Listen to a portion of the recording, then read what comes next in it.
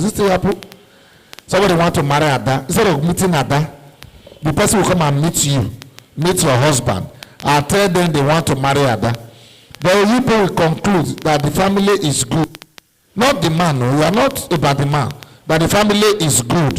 The family are nice. The other brother take care of his wife very well. You know, so you will now come and tell her that somebody have asked you, you are marrying the person. So that was what was happening in Igbo land. You absolutely have no chance, no option. In my village, it was happening like that too. But if you reject, your parents will call the youths of the family to bundle you, as in they will carry you on their shoulders by force, take you to that man's house. The man will come ask you how the marriage, pay your bride price without your consent. Even when you are saying no, your parents will still collect the bride price. I tell the man, go, we'll carry and come. And they will tell the youth to carry the man and come and drop, the girl and come and drop your house. So it was happening. It was a culture that was so bad. Didn't give the girl child opportunity to make a choice.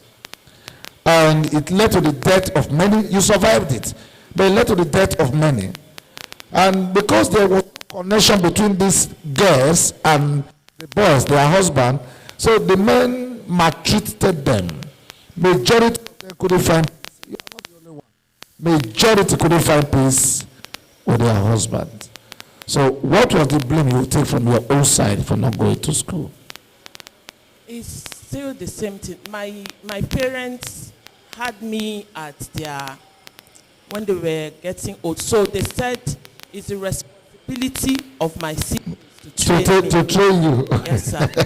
So that one did not happen. So why I said I take the blame and being too obedient, even when I got married,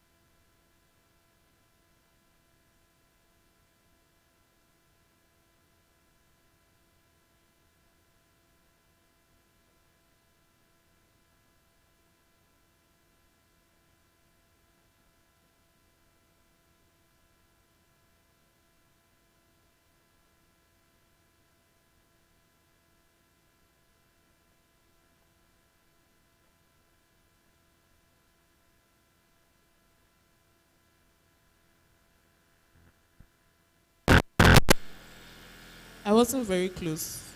Very, very close. Who was close to him?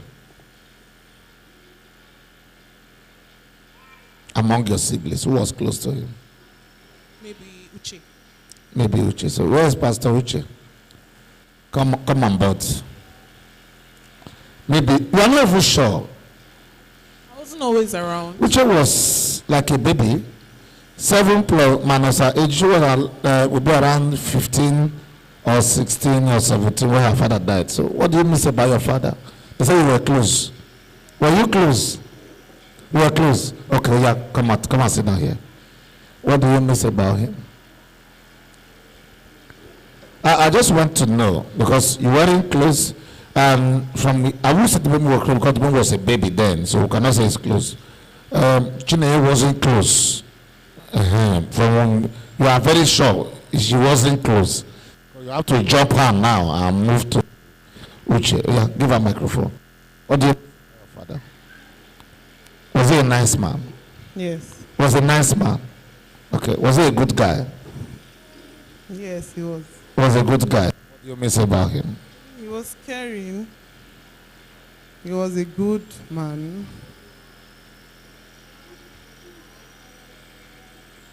Will you wish your mother to marry him again?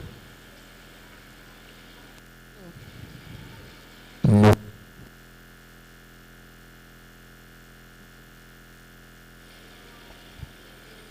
Can you put your hands together for her? Yes, you can say something. Come. She wants to say something. I just want to see what people can learn a little. Okay? That's why I with the men or the women. You can carry the chair, sit down. Okay, go ahead.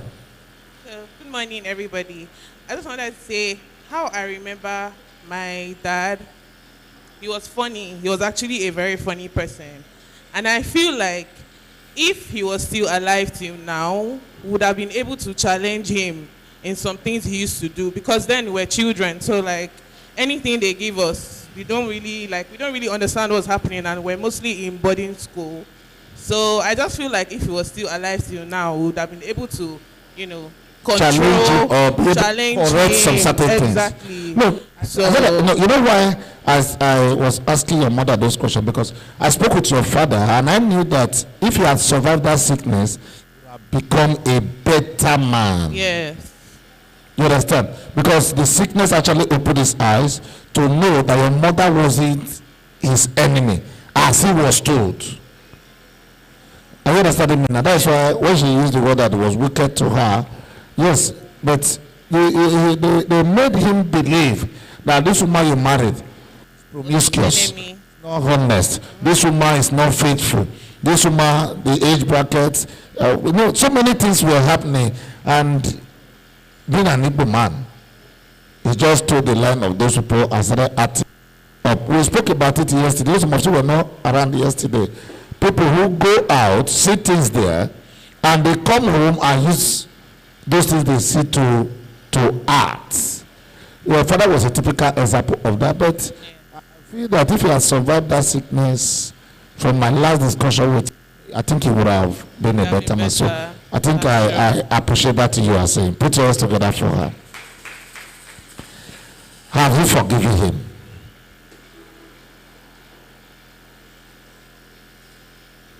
Yes, I have. Have you forgiven your parents? My parents? Yes. Of course, yes. They contributed?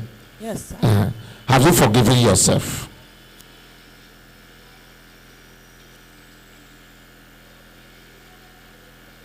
I am still on the process. I have, but... You are still on the process of forgiving, because, one thing, I mean, you know it's very difficult for you to forgive yourself.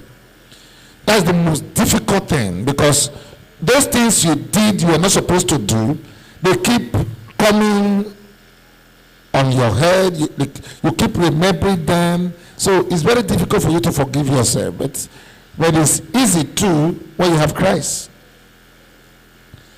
Like I tell people, I have absolutely no regret about any of my action. I was telling somebody that I said the only thing I can picture that I have regretted in my life but I won't call it a regret, I would say it was a lesson, was when we were leaving Mushi, I would have led Pastor Success to Pastor. I felt that people will say, if only Pastor Success there, people will say, my family church. So I led Pastor Joseph. It was the greatest mistake I've made in ministry. The greatest error